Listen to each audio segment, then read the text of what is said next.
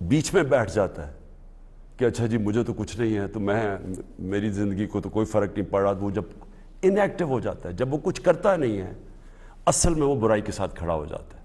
جب وہ نیوٹرل ہوتا ہے اچھائی اور برائی کے بیچ میں، وہ برائی کا ساتھ دینا شروع ہو جاتا ہے اور وہ معاشرے کی تباہی ہوتی ہے۔ جس طرح میں بار بار مولانا رومی کو کوٹ کرتا ہوں، جب انہوں نے کہا کہ ایک قوم تب تباہ ہوتی ہے جب اچھے اور برے کی تمیز ختم کر دیتی ہے۔ وہ ختم کب کرتی ہے؟ کہ جب وہ نیوٹرل ہو جاتی ہے، فیصلہ ہی نہیں کرتی، جب دیکھ رہی ہے کہ ایک طرف ملک کے اوپر کتنی بڑی سازش ہے، اور ثابت ہو گیا سازش کہ بکروں کی طرح نیلامی ہو رہی ہے سیاستدانوں کی جو ملکی لیڈرشپ ہے، اور ان کو خریدا جا رہا ہے ایک گورنمنٹ کو گرانے کے لیے۔ باہر کی سازش، باہر سے سازش شروع ہوئی، یہاں میر جعفر اور میر صادق بیٹھے ہوئے ہیں سودا کرنے کے لیے اپنے ذاتی مفادات کے لیے، ان کے ساتھ مل کے اور گورنمنٹ گرائیں۔ تو آپ ساری قوم کے پاس، نوجوانوں آپ کے لیے خاص طور پہ، آپ کے پاس یہ نہیں کہ آپ چپ کر کے بیٹھے رہیں، آپ کو فیصلہ کرنا ہے جو بھی آپ سمجھتے ہیں اچھائی کدھر ہے برائی کدھر ہے، آپ کو فیصلہ کرنا ہے۔ لیکن آپ چپ کر کے اگر بیٹھیں گے آپ برائی کا ساتھ دیں گے۔ میں یہ چاہتا ہوں کہ آپ سب احتجاج کریں، آپ سب اپنی آواز بلند کریں۔ یہ جو سازش ہو رہی ہے میرے لیے نہیں، اپنے مستقبل کے لیے۔ اگر یہ کامیاب ہو جاتے ہیں تو یہ کیا ہوگا؟ اس کا مطلب کہ کسی باہر کی قوت کو اگر ملک کی لیڈرشپ نہیں پسند، ملک کا پرائم منسٹر نہیں پسند، تو کیا وہ 15-20 ارب روپیہ خرچ کر کے گورنمنٹ کرا دے گا؟ ایک نیوکلیر آرم پاکستان کی لیڈرشپ چینج ہو سکتی ہے۔ باہر کی قوت تھوڑے پیسے دے، ان کو بکروں کی طرح خریدے، ضمیر فروشوں کو، اور گورنمنٹ کرا دے۔ تو یہ تو آگے اس ملک کا تو کوئی مستقبل نہیں ہے۔ اور آپ کو میں نوجوانوں اس لیے کہہ رہا ہوں، آپ کو کوئی مستقبل نہیں ہے اس پاکستان میں، تو کوئی مستقبل نہیں ہے آپ کا۔ اس لیے تو جو زیادہ پڑھ لکھ لیتا ہے وہ باہر چلا جاتا ہے۔ لیکن یہ آپ کا ملک ہے، اس کے لیے آپ کو لڑنا پڑے گا۔ اور جب میں کہتا ہوں احتجاج، یہ آپ کا حق ہے۔ میں ایک زندہ معاشرے کی بات کر رہا ہوں، برطانیہ زندہ معاشرہ، کیونکہ میں یونیورسٹی بھی وہاں گیا اور میں بڑے اچھی طرح اس معاشرے کو جانتا ہوں۔ جب انہوں نے ناجائز طریقے سے جھوٹ بول کے ویپنز آف میس ڈسٹرکشن کا نام لے کے عراق کے اوپر حملہ کیا، تو 20 لاکھ لوگ نکلے احتجاج کرنے کے لیے، پرامن احتجاج، کوئی گملہ نہیں ٹوٹا، کوئی توڑ پھوڑ نہیں، پرامن احتجاج، کیونکہ انہوں نے کہا یہ آپ غلط کر رہے ہیں، یہ برائی ہے کہ جھوٹ بول کے کسی قوم کے اوپر حملہ کرنا۔ 20 لاکھ لوگ نکلے اور میں ان کے ساتھ واک کی، اور کسی پارٹی نے نہیں ان کو نکالا، وہ خود نکلتے تھے، گاڑی سے نکلتے تھے، بس سے نکلتے تھے، اپنا انہوں نے ایک پلے کارڈ اٹھایا ہوا تھا، اس پہ کہا تھا کہ میں جنگ کے خلاف ہوں، اور وہ چلنا شروع کر دیتے تھے۔ زندہ قوم، یہ اللہ کا حکم ہے آپ کو، امر بن معروف، کہ آپ اچھائی کے ساتھ کھڑے ہوں گے اور آپ اپنے مستقبل کو بچانے کے لیے کھڑے ہوں گے۔ اور پھر میں آپ کو ریپیٹ کر دوں کہ جو آپ کا احتجاج ہوگا وہ پرامن ہو، کسی قسم کا اپنے ملک کو نقصان نہ پہنچائیں۔ یہ ہمارا ملک ہے، ہم جب توڑ پھوڑ کرتے ہیں ہم اپنے لوگوں کا، اپنے ملک کا نقصان پہنچاتے ہیں۔ لیکن پرامن احتجاج، یہ اس سے سب سے بڑا خوف ہوتا ہے اس طرح کے غداروں کو، اس طرح کے غداروں کو جب پتہ چلتا ہے، یہ سب سے بڑا، جب قوم ایک کھڑی ہو جاتی ہے سچائی کے ساتھ، حق کے ساتھ، اچھائی کے ساتھ، یہ سب سے بڑا خوف ہوتا ہے ایک معاشرے میں ان لوگوں کو، ان غداروں کو جو اپنے ضمیر کا سودا کر چکے ہوتے ہیں، اپنے ذاتی مفادات کے لیے ملک کو غلام بنا دیتے ہیں۔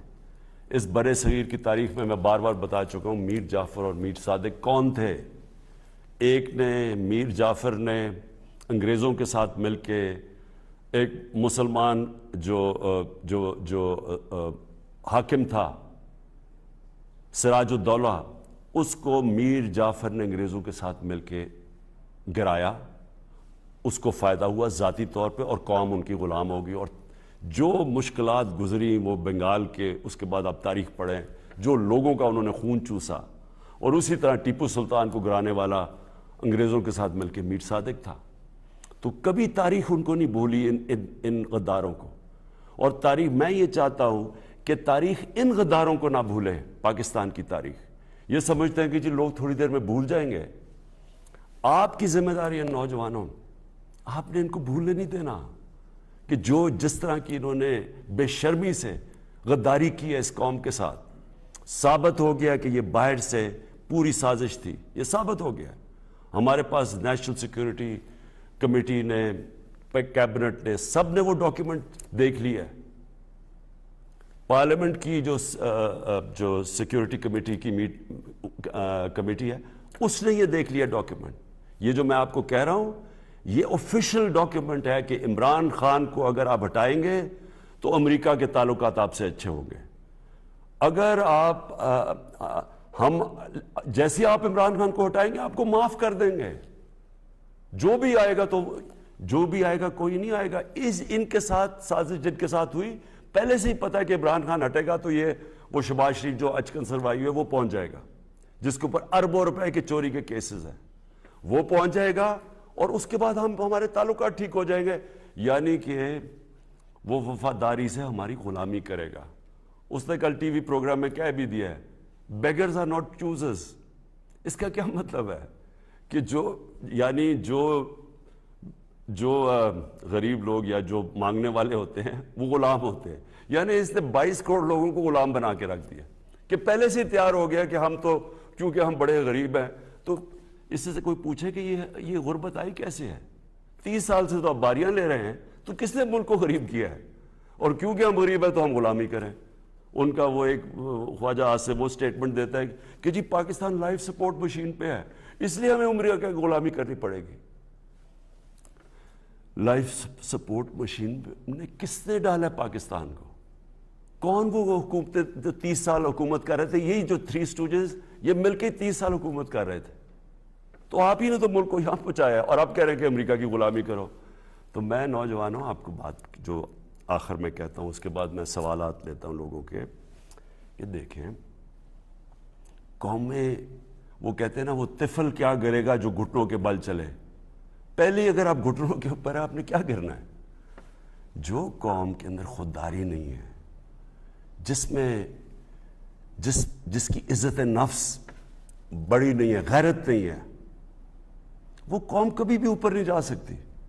تو جب آپ نوجوانوں سے میں اس لیے کہہ رہا ہوں کہ آپ نے اس ملک کی غیرت کے ساتھ کھڑے ہونا ہے. آپ ایک جس طرح مولانا رومی نے کہا, اور میں یہ یاد رکھیں, اس میں فلسفہ ہے پورا, کہ جب اللہ نے تمہیں پر دیے تو تم کیوں چونٹیوں کی طرح رینگ رہے ہو؟ اللہ نے آپ کو بڑی عظیم قوم بنایا ہے. پاکستانی جب میں اسکولوں میں تھا تو یہ سب سے تیزی سے اوپر جا رہا تھا ملک. یہ اس طرح کے چوروں نے آ کے اس کو کھا کے اور باہر پیسہ بھیج کے اس ملک کو یہاں پہنچایا. اس میں اللہ نے کسی چیز کی کمی نہیں دی. تو جب آپ کو اللہ نے صلاحیتیں دی ہیں اتنی زیادہ, جدھر باہر جائیں بڑے بڑے عہدوں پہ آؤٹ اسٹینڈنگ پاکستانیز بیٹھے ہوئے ہیں جو جا کے ان کو جب ایک نظام ٹھیک ملتا ہے اٹھ جاتے ہیں. یہاں ایسے زبردست پوٹینشل ہمارا ہے, تو ہم کیوں چونٹیوں کی طرح رینگ رہے ہیں ان طرح کے لوگوں کی؟ جب ایک قوم کو اس طرح کے حکمران مل جائیں جن کا صرف مقصد ہو کہ اپنی چوری کرو, چوری کا پیسہ باہر بھجواؤ, باہر کا پیسہ پڑا ہو جن ملکوں کے اندر, آپ کی کبھی جرت نہیں ہوگی کہ ادھر سے جو وہاں سے حکم آیا آپ نہ مانے, کیونکہ وہ آپ کا پیسہ ضبط کر لیں گے. جس طرح آج روسیوں کے پیسے اور ان کی پراپرٹی ضبط کی جا رہی ہیں, اس لیے ان کو بھی ڈر ہے. تو یہ ہمیشہ ان کی غلامی کریں گے اور ساری 22 کروڑ لوگوں کو آپ کے مستقبل کو غلام بنا دیں گے. تو میں چاہتا ہوں کہ آج اور کل میں آپ سب کا چاہتا ہوں کہ آپ احتجاج کریں. آپ اپنے ملک کی ایک آزاد خوددار پاکستان کے لیے, ایک آزاد خوددار پاکستان جس میں آپ کا مستقبل ہے, اس کے لیے میں سب کو چاہتا ہوں کہ پرامن آپ سب احتجاج کریں. جی وزیر اعظم پاکستان عمران خان صاحب سے اب آپ بات کر سکتے ہیں. ٹیلی فون نمبر ہے 051-922-4900. ایک مختصر سا وقفہ لیں گے, وقفے کے بعد آپ کی ٹیلی فون کالز. ہمیں جان سے پیارا ہے یہ دیش